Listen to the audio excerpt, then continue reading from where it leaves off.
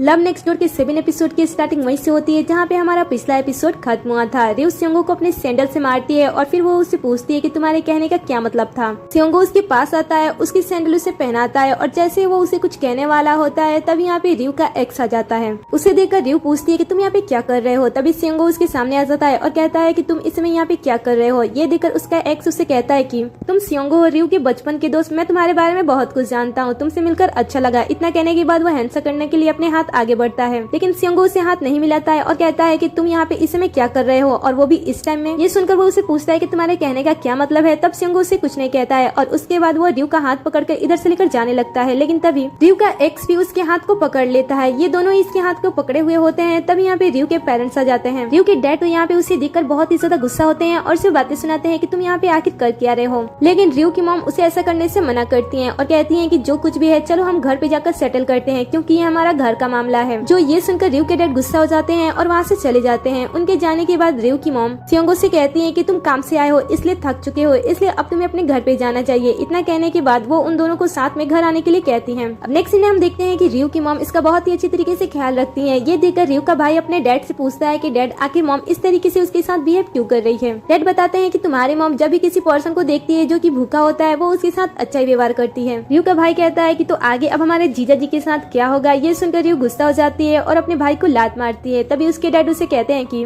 2 साल पहले भी ये यहाँ पे आया था जब तुम काम में बहुत ही ज्यादा बिजी थी। रियो का भाई कहता है कि मुझे वो याद है क्योंकि उस टाइम उसने मुझे पॉकेट मनी भी दिया था। अब घर के बाहर हम सियोंगो को देखते हैं जो घर के बाहर खड़ा होता है। तभी यहाँ से मोएम गुजर रही होती है। वो उसे देखकर कहती है कि क्या तुम यहाँ पे रियो का इंतजार कर रहे हो, क्या तुम उसे देखने के लिए यहाँ पे आए हो। सियोंगो उसे रियो के एक्स बॉयफ्रेंड के बारे में बता देता है। ये सुनकर वो गुस्सा हो जाती है और पीटने के लिए घर के अंदर जाने लगती है। तब सियोंगो उसे रोकता है और कहता है कि क्या तुम्हें ऐसा नहीं लगता है कि मुझे भी मारने का मन कर रहा होगा उसे, मुझे भी उसे मारने का बहुत ही ज्यादा मन कर रहा है। अब घर के अंदर हम देखते हैं रियो की मॉम इन दोनों से पूछ रही होती है कि आखिर तुम दोनों की रिलेशनशिप में गलती किसकी थी, क्या इन सारी चीजों के बीच में रियो की गलती थी।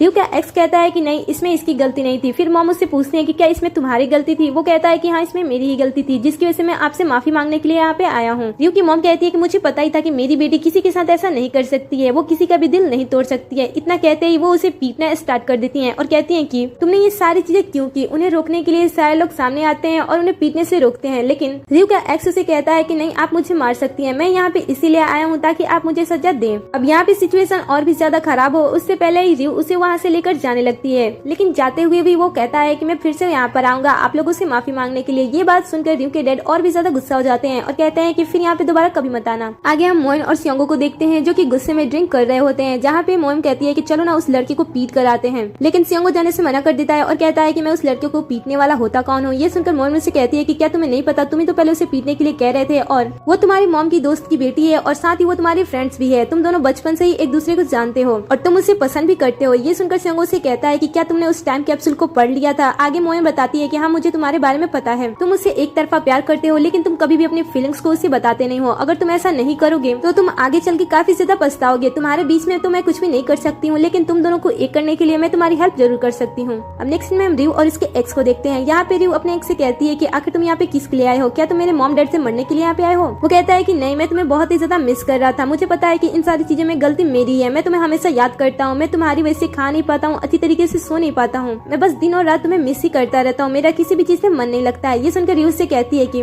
तुम मुझसे प्यार नहीं करते हो बल्कि तुम्हें मेरी आदत हो गई है, इसलिए तुम मुझे मिस कर रहे हो, लेकिन अब सारी चीजें मैं खत्म कर रही हूँ। इतना कहने के बाद वो वहाँ से चली जाती है। आगे वो रात को सोने के लिए मोएम के घर पे जाती है, जहाँ पे उसे मोएम देख के कहती है कि तुम्हें ऐसा लग रहा है कि तुम घर छोड़कर यहाँ पे आ गई हो। रियो कहती है कि तुम ऐसा सोच सकती हो। इतना कहने के बाद वो बेड पे लेट जाती है। तब मोएम से कहती है कि तुम्हारे एक्स के साथ तुम्हारी बातचीत कैसी रही। ये सुनकर वो उसे कहती है कि तुम्हें इन सारी चीजों के बारे में कैसे पता। तब मोएम से बताती है कि सियोंगो तुम्हारे घर के आसपास काफी देर से मंडरा रहा था और उससे ही मुझे ये बात पता चली। अब आगे रात में ये दोनों एक दूसरे से बातें कर रहे होते हैं, जहाँ पे मोएन उससे पूछ रही होती है कि तुम्हारा उस टाइम उस बात को कहने का क्या मतलब था। फ्लैशबैक में हम देखते हैं कि जब सियोंगो अपना पर्स लेकर वहाँ से चला जाता है तब मोएन उसे पूछती है कि तुम्हारी फीलिंग्स क्या है अपने एक्स को लेकर। रियो उससे बताती है कि मुझे उसके साथ बिताए हुए पल बहुत ही अच्छी तरीके से याद है और मुझे वो पल बहुत ही अच्छे लगते हैं, लेकिन अब मैं उसे पसंद करती हूँ या फिर नहीं मुझे इसके बारे में कोई भी आइडिया नहीं है। यही सारी बातें करते हुए मोएन उसे पूछती है कि आखिर इन दिनों के बीच में ऐसा क्या हुआ जिसकी वजह से तुम्हारी फीलिंग्स बदलने लगी हैं। रियो कहती है कि मुझे इसके बारे में कुछ भी नहीं पता। आगे हम सियोंगो को देखते हैं जो कि काफी ज्यादा ड्रिंक कर लिया होता है और उसके बाद वो रियो के नंबर को देख रहा होता है। इधर रियो भी सियोंगो के ही नंबर को देख रही होती है। अब नेक्स्ट मॉर्निंग हम देखते हैं कि रियो के डैड अपनी वाइफ को जगाने के लिए उसे आते हैं और कहते हैं कि चलो खाना खा लेते हैं। ये सुनकर वो गुस्सा हो जाती है और कहती है कि क्या तुम चाहते हो कि मैं इस सिचुएशन में तुम्हें खाना बना कर दूं? वो कहते हैं कि तुम्हें खाना बनाने की कोई जरूरत नहीं है क्योंकि मैंने पहले ही खाना बना दिया है। अब इसके बाद ये दोनों साथ में बैठ के खाना खा रहे होते हैं, जहाँ पे रियो की मॉम कल रात के बारे में बात कर रही होती है और कह रही होती है कि मैंने उसे काफी ज्यादा पीट दिया, मुझे ऐसा बिल्कुल भी नहीं करना चाहिए था। अगर वो फिर से यहाँ पे आया है रियो को वापस लेकर जाने के लिए तो मुझे ऐसे उसके साथ बिल्कुल भी नहीं करना चाहिए। मैं चाहती हूँ कि मेरी बेटी फिर से नॉर्मल लाइफ जीना स्टार्ट कर दे। जो कि ये बात सुनकर रियो के डैड गुस्सा हो जाते हैं और कहते हैं कि इस बात को दोबारा मेरे सामने बिल्कुल भी मत करना। मैं नहीं चाहता हूँ कि उस लड़के के साथ मेरी बेटी अपना लाइफ स्पेंड करे। वेल तभी रियो की मॉम के पास किसी का मैसेज आता है जिसे वो छुपाने लगती हैं। आगे हम रियो को देखते हैं जो कि कमरे में बैठी होती है, जहाँ पे वो उसी डिश को देख रही होती है जिस डिश को उसने कल बनाया था, जिससे लेकर वो सोच रही होती है कि क्या सियोंगो ने इस डिश को चखा होगा। तभी कमरे में उसकी मॉम आ जाती है और कहती है कि तुम इसमें इस तरीके से क्यों बैठी हो। रियो कहती है कि हाँ मुझे कहीं पे जाना है। तब उसकी मॉम उसे कहती है कि ठीक है लेकिन अच्छे कपड़े पहन कर जाना। ये सुनकर वो उसे कहती है कि आखिर आप ऐसा क्यों बिहेव कर रही हैं। तब वो कहती है कि तुम एक लड़की हो, तुम्हें हमेशा सुंदर दिखना चाहिए। इतना कहने के बाद वो उसे रेडी कर देती है। अब आगे जैसे ही रियो अपने घर से बाहर निकलती है वो अपने एक्स को देख लेती है और उन दोनों को रियो की मॉम भी देख रही होती है। फ्लैशबैक में हम देखते हैं कि जो कुछ टाइम पहले मैसेज आया था वो रियो के एक्स का ही था और वो चाहता था कि वो दोनों मिले, इसलिए मॉम उन्हें मिलाना चाहती थी, जो कि रियो को भी अब पता चल गया था। अब ये दोनों यहाँ पे बाहर खड़े होते हैं। तभी सियोंग अपनी साइकिल को लेकर यहाँ से जा रहा होता है, जो कि इन दोनों को देख लेता है। ये देखकर क्या तुम क्लास के लिए लेट नहीं हो रही हो? ये सुनकर रियो को भी अच्छा मौका मिल जाता है यहाँ से जाने के लिए और इसलिए वो उसके साथ चली जाती है। आगे जाने पे सियोंग उसे कहता है कि आखिर तुमने ऐसा ड्रेस क्यों पहना है? क्या तुम अपने बॉयफ्रेंड को फिर से फंसाना चाहती हो? ये सुनकर वो उसे कहती है कि नहीं ऐसी कोई बात नहीं है, बस मॉम चाहती थी कि मैं इस ड्रेस को पहनूं, इसलिए मैंने इस ड्रेस को पहना हुआ है। सियोंग उसे फिर से कहता है कि ये जो तुमने मेकअप किया है और जो तुम ड्रेस पहनी हो ये सारी चीजें तुम पे बिल्कुल भी सूट नहीं कर रही हो, तुम बहुत ही ज्यादा अगली लग रही हो। सियोंग की ये सारी बातें सुनकर रियो गुस्सा हो जाती है और उसे चिमटी काटना स्टार्ट कर देती है। सियोंग उसे कहता है कि प्लीज तुम ऐसा मत करो, नहीं तो हमारा एक्सीडेंट हो जाएगा। रियो ऐसा छोड़ देती है। ये सुनकर रियो से चिमटी काटना छोड़ देती है। बाद में ये दोनों एक दूसरे से कल रात के बारे में बात कर रहे होते हैं, जहाँ पे सियोंग से कहता है कि कल रात तुम क्या कहने वाली थी। वहीं पे रियो भी उसे सेम क्वेश्चन करती है। तब सियोंग से कहता है कि तुम्हारा एक्स बॉयफ्रेंड यहाँ पे किस लिए आया है? क्या तुम उसके साथ फिर से जाने वाली हो? क्या तुम दोनों फिर से एक दूसरे को डेट करने वाले हो? इसी तरीके से वो बार बार कई सारे क्वेश्चन कर रहा होता है, जो कि रियो को बिल्कुल भी अच्छा नहीं लगता है। इसलिए वो उसे शांत करने के लिए कह रही होती है, लेकिन वो तो शांति नहीं होता है। इसलिए रियो गुस्से में आकर सियोंग को ब्रेक लगाने के लिए कहती है, लेकिन जैसे ही सियोंग ब्रेक लगाता है रियो झटके में आगे की तरफ आ जाती है, जिस वजह से उसके फेस पे जितने भी मेकअप लगे होते हैं वो सियोंग के सूट पे लग जाते हैं, जिसके बारे में सियोंग को नहीं पता होता है। बाद में रियो गुस्सा होकर साइकिल से उतरती है और उसके टायर पे लात मारते हुए वहाँ से चली जाती है। यहाँ से जाने के बाद वो अपने कुकिंग क्लास में काम करने लगती है। इधर सियोंग भी अपने ऑफिस में आ जाता है और अपने कॉलीग्स को हेलो बोलने के बाद अपने काम के लिए आगे बढ़ता है। वैसे ही इसके कॉलीग उसके ड्रेस पे लगे उस फेस को देख लेते हैं, जिसे देखकर ये दोनों आपस में गॉसिप करने लगते हैं और सोचते हैं कि आखिर वो फेस किस लड़की का हो सकता है। कोसियो को लग रहा होता है कि शायद ये ताई का फेस है। तभी यहाँ पे ताई आ जाती है और कहती है कि तुम दोनों मेरे बारे में कौन सी गॉसिप कर रहे थे? वो दोनों कहते हैं कि नहीं ये नहीं हो सकती है। इतना कहते हुए वो वहाँ से चले जाते हैं। बाद में ताई सियोंग के पास आती है और इससे बातें कर रही होती है। पहले तो अपने काम से रिलेटेड बात करती है और कहती है कि मैं तुम्हारी वजह से काफी ज्यादा बदल चुकी हूँ और अपने कामों को भी पूरी तरीके से चेंज कर दिया है। ये सुनकर सियोंग से कहता है कि आखिर तुम ऐसा क्यों कर रही हो? तब ताई कहती है कि मैं अपने बॉयफ्रेंड के लिए बदल रही थी, लेकिन मेरा बॉयफ्रेंड तो पूरी तरीके से बदल चुका है, लेकिन मुझे अपना पुराना वाला बॉयफ्रेंड ही पसंद है। इसी तरीके की बातें कर करके वो उसके साथ मजाक कर रही होती है, जो कि सियोंग को भी पता चल जाता है, इसलिए वो भी उसके साथ मजाक करने लगता है। अब आगे हम डैनो को देखते हैं, जो कि अपनी बेटी को घर पे ले जाने के लिए आया होता है, जिसे देखकर उसकी बेटी गुस्सा हो जाती है और कहती है कि डैड अपने काम को बीच में ही छोड़कर मुझे घर ले जाने के लिए मत आया करो। ये कितना अजीब लगता है। आपके कॉलीग्स मेरे बारे में क्या सोचते होंगे कि मैं हमेशा ही डैड को लेकर रोती रहती हूँ कि मुझे डैड चाहिए। अब से आप मुझे हमेशा इस तरीके से ट्रीट मत करना। मैं चाहती हूँ कि आप इस टाइम से हमेशा अपने काम पे ज्यादा ध्यान दें। ये सारी बातें करते हुए वो अपने डैड के साथ आ रही होती है। आगे हम मोइन को देखते हैं, जो कि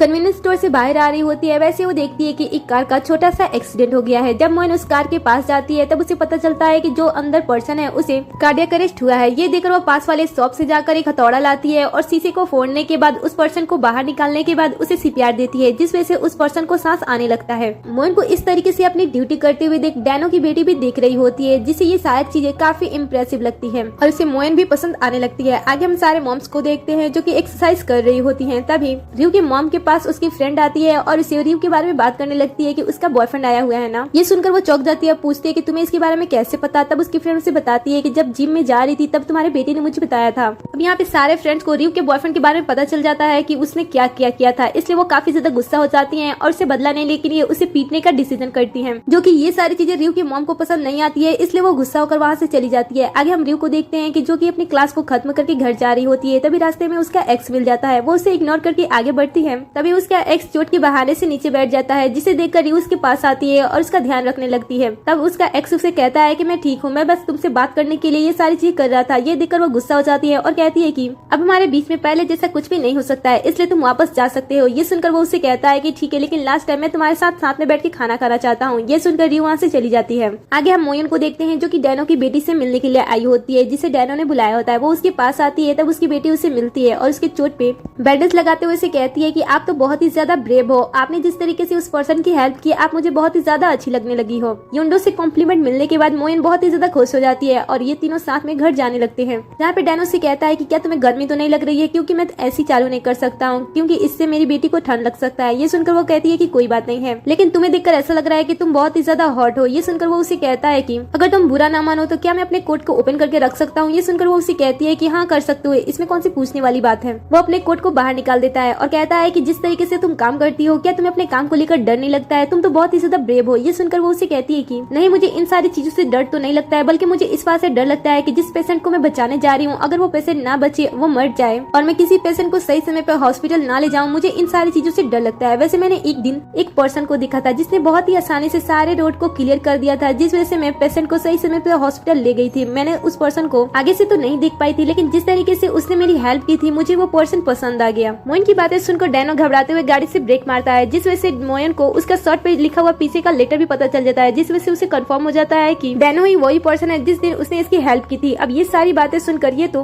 घबराने लगती है कि इसने कुछ टाइम पहले क्या कहा था। तभी इसका घर भी आ जाता है। वो कार से बाहर निकलकर अपने घर की तरफ भागने लगती है। तभी पीछे से डैनो से आवाज देते हुए आता है और उसके हाथ से कुछ सामान नीचे गिर जाता है, इसलिए मोयन उसके पास जाती है और कहती है कि ये सारी चीजें क्या है। डैनो वो मेडिसिन उसे देने लगता है और कहता है तुम्हें चोट लगी थी, इसलिए मैं ये तुम्हारे लिए लाया था। मोयन उसे ले लेती है और फिर वो उसे लेने के बाद अपने घर के अंदर चली जाती है और कहती है कि ये सच में यही वो पर्सन था और मैंने इसके सामने इसी के बारे में कैसे कैसे बातें कर दी। अब नेक्स्ट सीन में हम रियो को देखते हैं जो कि अपने मॉम के पास आती है। इसकी मॉम टीवी देख रही होती है। वो उनसे बात करती है और कहती है कि आपने आज जिस तरीके से मुझे रेडी कराया और बाहर भेजा जहाँ पे मेरा एक्स इंतजार कर रहा था, मुझे पता है कि आप ये सारी चीजें किस लिए कर रही हो, लेकिन आपका कोई भी प्लान पूरी तरह से वर्क नहीं करने वाला है, क्योंकि मैं उसे पूरी तरीके से अब भूल चुकी हूँ। इसलिए आप ऐसी कोशिश बिल्कुल भी ना करें। लेकिन रियो की मॉम तो ऐसे दिखाने की कोशिश कर रही होती है जैसे उन्हें कुछ पता ही नहीं है, जिस वजह से रियो घर से बाहर निकलती है और वॉक करने लगती है। कुछ टाइम बाद उसे स्योंगो मिल जाता है। स्योंगो उसे रोकता है और उसे बात करने की कोशिश करता है, लेकिन रियो उसे इग्नोर करते हुए आगे जाने लगती है। तब स्योंगो उसे कहता है कि तुम इस टाइम यहाँ पे क्या कर रही हो, क्या तुम न्यूज नहीं देखती हो कि रात के समय लड़कियों को इस तरीके से बाहर नहीं निकलना चाहिए। रियो उसकी कोई भी बातों को नहीं सुनती है और वहाँ से चली जाती है। तब स्योंगो भी इसे कहता है कि जब इसे खुद की परवाह नहीं है तो आखिर मैं इसकी परवाह क्यों करूँ। और इतना कहने के बाद वो गुस्से में घर के अंदर चले जाता है। आगे हम रियो को देखते हैं जो कि काफी दूर तक आ जाती है। तभी उसे एहसास होता है कि कोई उसका पीछा कर रहा है, इसलिए वो तेजी से यहाँ से भागने लगती है। वो काफी दूर तक भागती है और जब वो पीछे मुड़कर देखती है, वो देखती है कि ये तो स्योंगो है।